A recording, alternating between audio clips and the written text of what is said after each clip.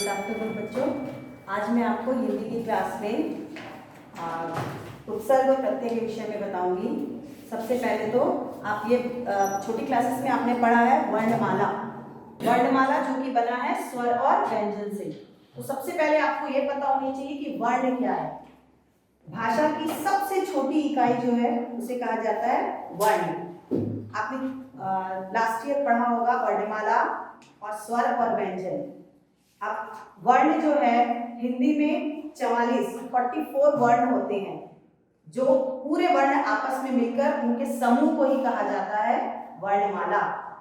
अब छोटे छोटे वर्ण होते हैं, जैसे आपने पढ़ा है लास्ट ईयर क, ख, ग, ऐसे बहुत सारे वर्ण हैं, म, ल, ये है सब छोटे छोटे वर्ण। ये जब वर्ण आपस में मिलते हैं, जैसे क और म और ल, ये अलग अलग वर्ण आपस में मिलकर बना दिया शब्द। वर्णों से बना है शब्द। और जब मैं बोल रही आपको कि कमल खिलता है, इसका मतलब ये पूरा एक सेंटेंस हुआ, वाक्य हुआ। तो वर्ण से बनते हैं शब्द और फिर शब्द से बनता है वाक्य। जैसे कमल खिलता है, तो ये चीज आप ध्यान रखेंगे। तो वर्णों का पूरा समूह, पूरा ग्रुप जो होता है वह कहलाता है वर्णमाला। वर्णमाला से ही वर्ण लेकर शब्द बनते हैं और फिर शब्द से वाक्य बनते हैं। अभी हम पढ़ेंगे उपसर्ग और प्रत्यय। अब उपसर्ग क्या है? वह शब्दांश में शब्द का अंश, वह वर्ण या वह शब्दांश जो शब्द के मूल शब्द के पहले रखकर उसके अर्थ को बदल देता है। अब जैसे एग्जाम्पल के लिए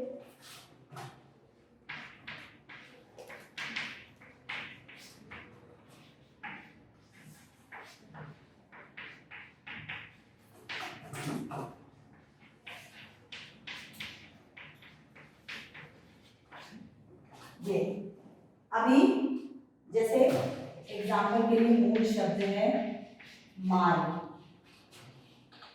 उपसर्ग इसमें जुड़ता है सु, ये दोनों मिलकर बनते हैं सु। मार्ग का मतलब होता है रास्ता, इसमें आपने सु उपसर्ग जोड़ा, इसका मीनिंग बदल गया, सुमार्ग अच्छा रास्ता। तो उपसर्ग की परिभाषा क्या हुई कि वह शब्दांश जो मूल शब्द के आगे जुड़कर उसके अर्थ को बदल देता है। जब तक कि आपको परिभाषा समझ में नहीं आएगी आप ये नहीं बना पाएंगे। हिंदी में बहुत सारे ऐसे उपसर्ग होते हैं जिसके प्रयोग के द्वारा मूल शब्दों का अर्थ बदल जाता है। और इसके अलावा बहुत सारे ऐसे एग्जाम्पल है, जैसे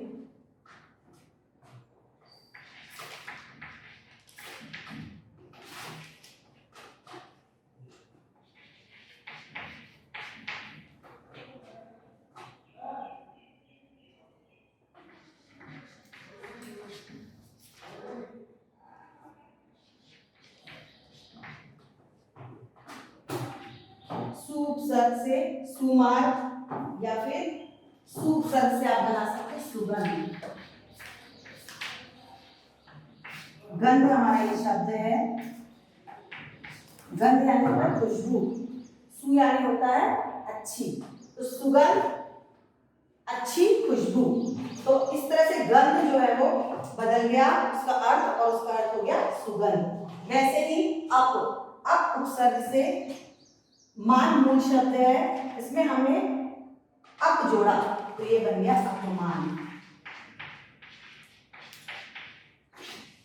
मान मीन्स सम्मान, अप यानी इसमें अप जोड़ के मान शब्द बन गया अपमान, किसी का अपमान, ये इसका जिस अपोजिट हो गया। इस तरह से मान का अर्थ बदल के अपमान हो गया।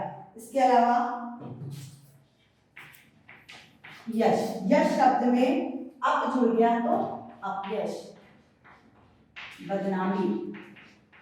यश यानी होता है प्रतिष्ठा, जब इसमें अप जुड़ गया तो ये बन गया अपयश। इसके बाद है हार,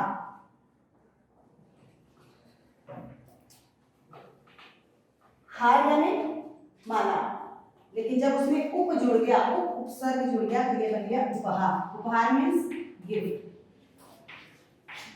तो इसके अलावा योग। योग में उप जुड़ गया तो हो गया उपयोग।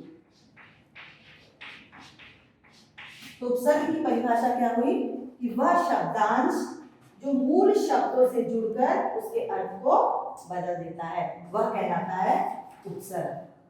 हिंदी में उपसर्ग 3 प्रकार के होते हैं। एक हिंदी के उपसर्ग होते हैं, एक संस्कृत के उपसर्ग होते हैं और एक उर्दू के उपसर्ग होते हैं। लेकिन हम हिंदी और संस्कृत 2 के उपसर्ग को पढ़ते हैं, लेकिन जब आप कोई कहानी पढ़ेंगे या उपन्यास पढ़ेंगे तो आप उसमें देखेंगे बहुत सारे ऐसे शब्द आते हैं जिसमें उर्दू के उपसर्ग लगे हुए, जैसे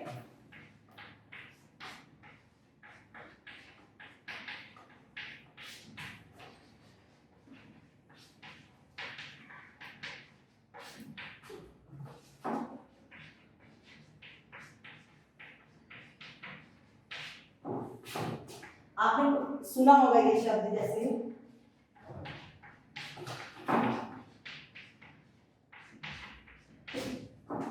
बेदा। ये शब्द आपने सुना होगा, उर्दू का शब्द है। इसमें बे उपसर्ग है, जिससे जो मूल शब्द दाग से जुड़कर बना है बेदा। इसके अलावा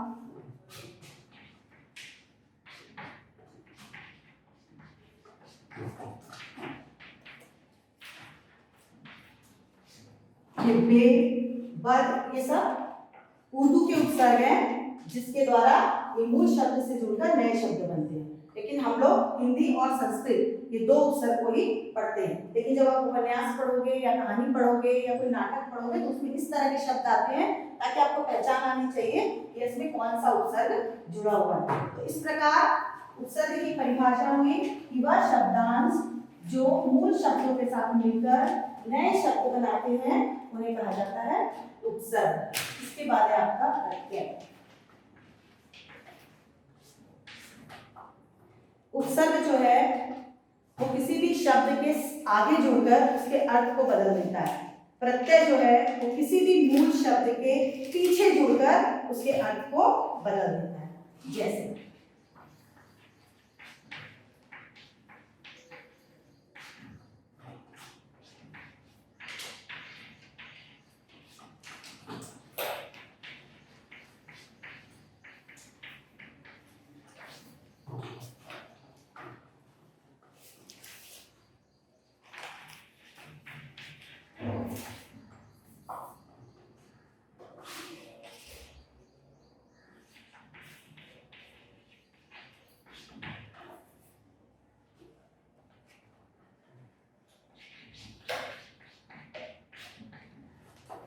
जैसे लिख है,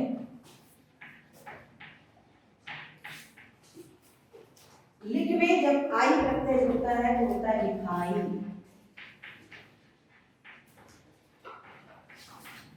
या फिर पढ़,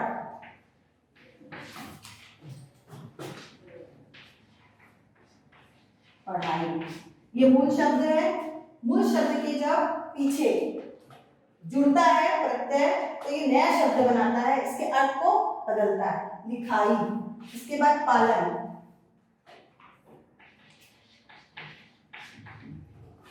पालन शब्द मूल शब्द है, इसमें हाथ जुड़ के बन रहा है पालनहार, पालने वाला।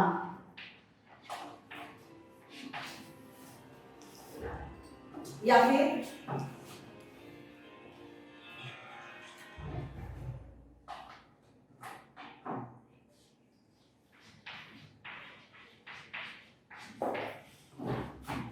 प्रहार। हार से आप 2 शब्द बना लिए, पालनहार और प्रहार। इसके बाद है मित्र। मित्र में ता प्रत्यय जुड़ गया तो हो गया मित्रता।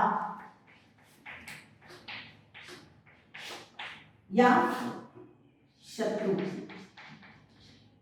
ये हो गया शत्रुता।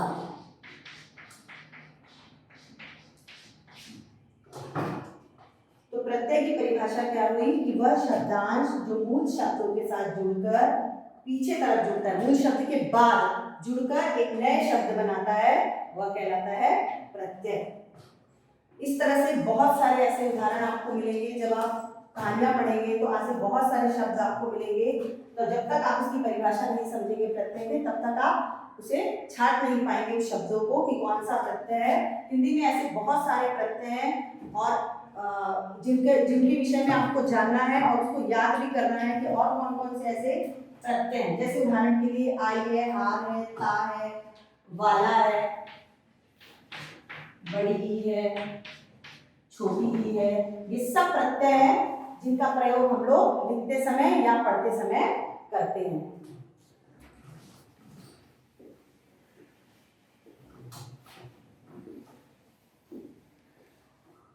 अब आपको एग्जाम में या तो आपको इस तरह से कोई शब्द दिया रहता है, जैसे दिया गया है मित्रता। आपके एग्जाम में दिया जाएगा कि इस शब्दों से आप मूल शब्द और प्रत्यय को अलग करिए। तो आप इसमें मूल शब्द मित्र और प्रत्यय ता इस तरह से अलग करेंगे। या फिर आपको दिया रहेगा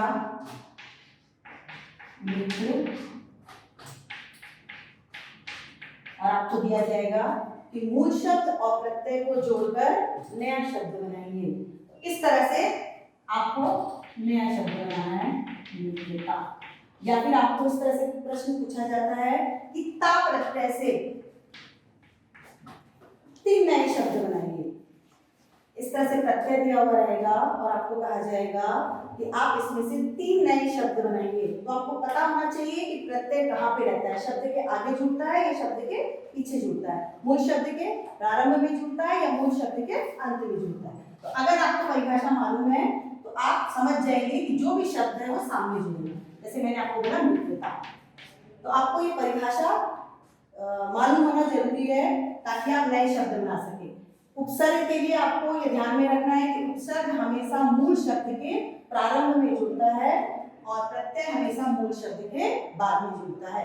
ये परिभाषा आपको याद नहीं करनी है, इसको दिमाग में बिठा के रखनी है, याद की वो चीज आप भूल जाएंगे। तो इसलिए ये चीज ध्यान में रखना है, उपसर्ग सामने जुड़ता है और प्रत्यय पीछे। तो इस तरह से आपको प्रश्न दिए जाते हैं। आपको असाइनमेंट में ऐसे दिए जाएंगे प्रश्न कि आप ता प्रत्यय से शब्द बनाएंगे, हार प्रत्यय से 3 शब्द बनाएंगे और इसके अलावा आप मूल शब्दों को प्रत्यय और मूल शब्दों को अलग अलग करिए।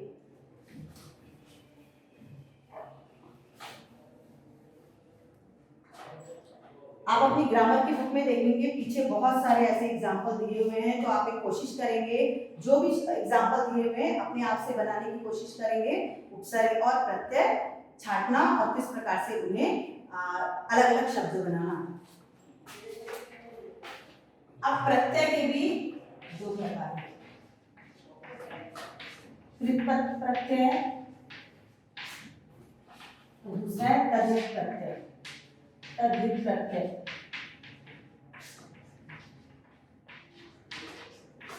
ये आप आगे जैसे बड़ी क्लासेस में जाएंगे तो आप इसको डिटेल में पढ़ेंगे कि किसे कहते हैं कृत प्रत्यय और किसे कहते हैं तद्धित प्रत्यय।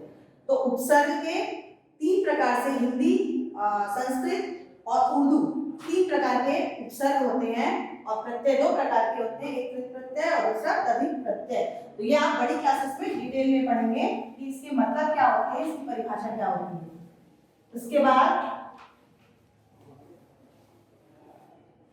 हम देखेंगे संज्ञा।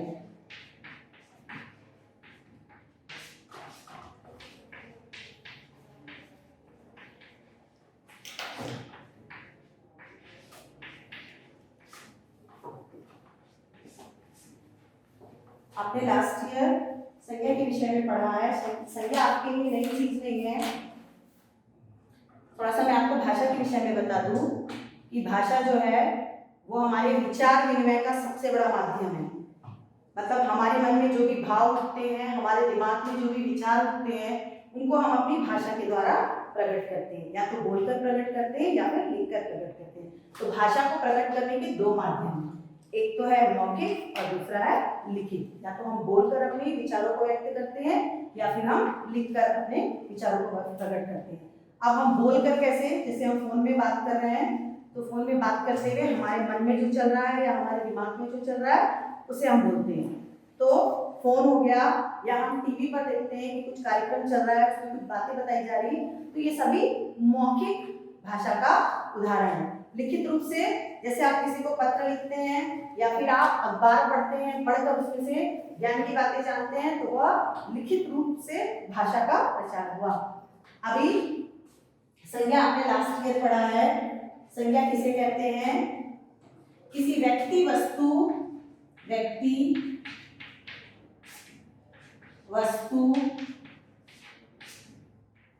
स्थान और भाव।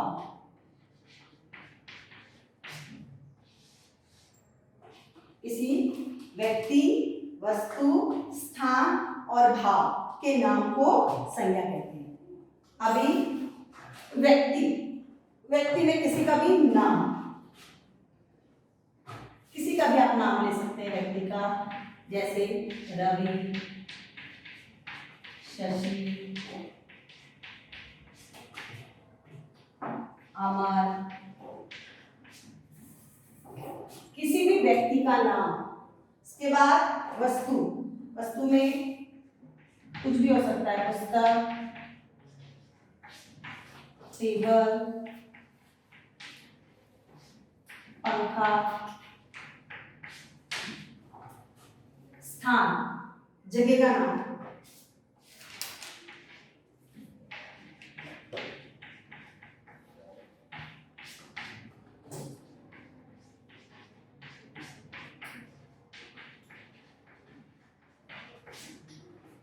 किसी भी जगह का नाम, जिसमें आप किसी भी शहर का नाम ले सकते हैं, किसी भी स्थान का नाम, मुंबई है, पुणे है, दिल्ली है। भाव मीन्स इमोशन, जिसमें है आपका हंसना, रोना,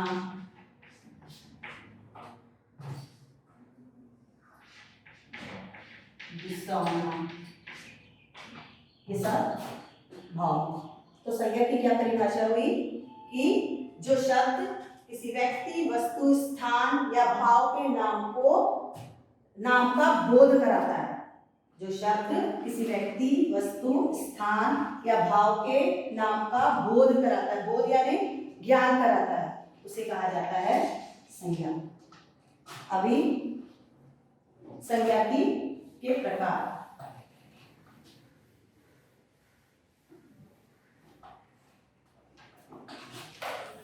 संज्ञा के 5 प्रकार है। आपने लास्ट ईयर पर 3 प्रकार पढ़ा था। इस साल आपको 5th में 2 प्रकार और है, जिसमें है व्यक्तिवाचक संज्ञा,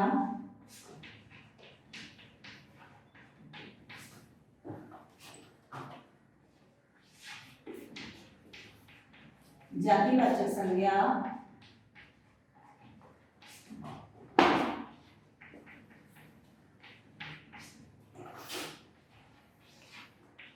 भाववाचक संज्ञा,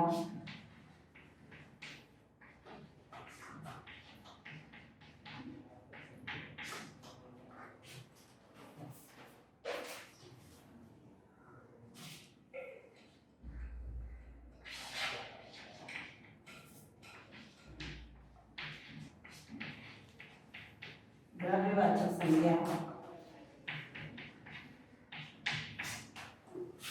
और लास्ट में समूह संज्ञा।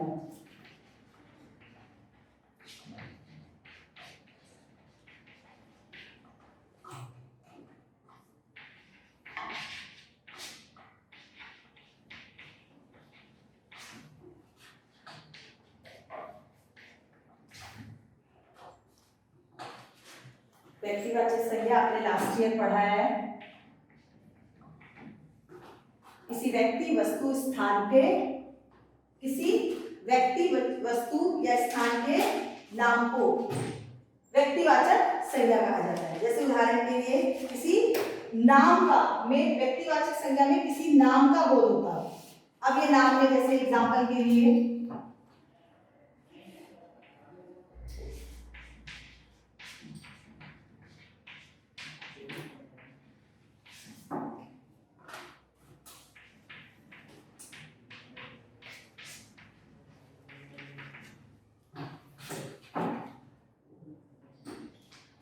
अब यहाँ पे राम, राम जो है वो नाम है, तो यह किसका उदाहरण हुआ? व्यक्तिवाचक संज्ञा का। जैसे श्री कृष्ण ने अर्जुन को गीता का उपदेश दिया, श्री कृष्ण नाम है, अर्जुन नाम है, तो ये क्या होगा? व्यक्तिवाचक संज्ञा। इसके बाद है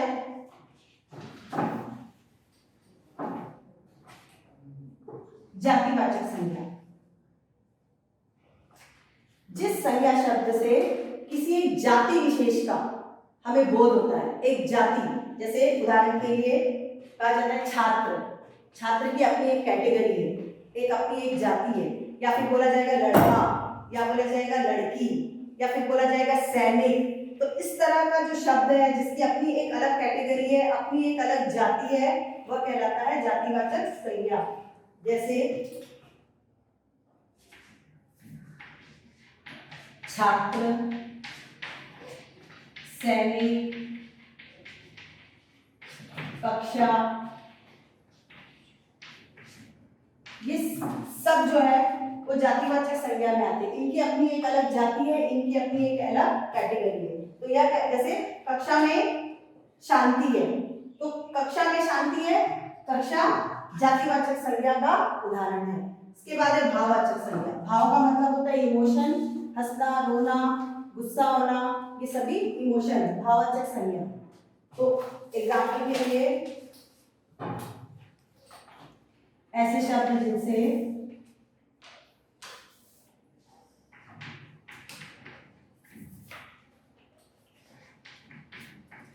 सुख, दुख, खुशी, दया, ये सब इमोशन है जो कि भाववाचक संज्ञा के उदाहरण है। अभी एग्जाम्पल के लिए ताजमहल की सुंदरता देखते ही बनती है। ताजमहल की सुंदरता, सुंदरता भाव है, तो यह भाववाचक संज्ञा का उदाहरण है। इसके बाद फूलों की सुगंध मन को छू लेती है, तो फूलों की सुगंध, सुगंध जो है वो आपका भाववाचक संज्ञा का उदाहरण है। इसके बाद द्रव्यवाचक संज्ञा। द्रव्य में आपका आता है दूध, पानी, धातु भी इसमें आते हैं, घी, चांदी, पदार्थ भी आते हैं इसमें, चावल। आपको इसके बहुत सारे उदाहरण आपके ग्रामर के बुक में मिलेंगे, लास्ट ईयर भी हमने इसको पढ़ा है। तो दूध, पानी, घी, चांदी, चावल, ये सभी जो है वो द्रव्य, द्रव्य यानी लिक्विड, तरल, ये सभी, और साथ ही साथ इसके पदार्थ और धातु भी आते हैं, जैसे चांदी, सोना, तांबा, ये सभी भी द्रव्यवाचक संज्ञा के उदाहरण हैं। एग्जाम्पल के लिए सोना बहुत महंगा है, सोना जो कि धातु में आता है, जो किसका उदाहरण है? द्रव्यवाचक संज्ञा का। या इसके अलावा बोल सकते हैं कि सारा तेल गिर गया, तेल लिक्विड, द्रव्य, ये भी किसका उदाहरण है? द्रव्यवाचक संज्ञा का। इसके बाद है समूह या समुदायवाचक संज्ञा। समूह यानी पता चला ग्रुप, झुंड, भीड़।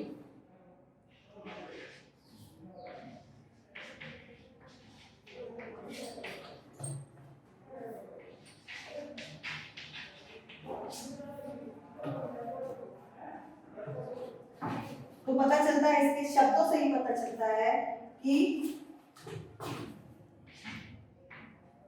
शब्दों से ही पता चला कि झुंड है, भीड़ है, ये समूह या समुदाय, ऐसे शब्दों का जहां पर प्रयोग होता है। जैसे एग्जाम्पल के लिए है सड़क पर लोगों की भीड़ दिखाई दे रही थी, सड़क पर लोगों की भीड़, भीड़ शब्द जो है वो समूह या समुदायवाचक संज्ञा का उदाहरण है। इसके अलावा भेड़ों का झुंड मैदान में चल रहा था, तो भेड़ों का झुंड, झुंड शब्द जो है वो समूह और समुदायवाचक संज्ञा का उदाहरण है। आपके ग्रामर की बुक में लास्ट ईयर में हमने 3 ही पढ़ा था, लेकिन उसमें आपका ये द्रव्यवाचक और समूहवाचक संज्ञा के बहुत सारे ऐसे उदाहरण हैं। तो जब तक आप इनकी परिभाषा को नहीं समझेंगे तब तक के आपके लिए ये पहचान पाना मुश्किल है कि यह संज्ञा का कौन सा प्रकार है। हर एक संज्ञा की अपनी अलग विशेषता है और ये अपनी विशेषता की वजह से ही पहचाने जाते हैं। तो तो सबसे पहले आपको इसका डेफिनेशन याद करना है। अगर आप डेफिनेशन नहीं पता रहेगा तो आप कंफ्यूज हो जाएंगे कि ये संख्या का कौन सा प्रकार है, क्योंकि एग्जाम में ऐसे बहुत सारे 4-5 ऐसे एग्जाम्पल आते हैं और आपसे कहा जाता है कि आप इसमें से पहचानिए यह संख्या का कौन सा प्रकार है। तो व्यक्तिवाचक संज्ञा जिससे उनके नाम का पता चलता है, जातिवाचक संज्ञा जिससे एक विशेष जाति का पता चलता है, भाववाचक संज्ञा जिससे हमें इमोशन का भाव का पता चलता है, द्रव्यवाचक संज्ञा जिससे हमें किसी द्रव्य या लिक्विड चीज जैसे दूध, पानी, इस तरह की चीजों का पता चलता है, समूह या समुदायवाचक संज्ञा जिससे हमें भीड़ या झुंड ऐसे शब्दों का प्रयोग जहां पर होता है वह कहलाता है समूह या समुदायवाचक संज्ञा।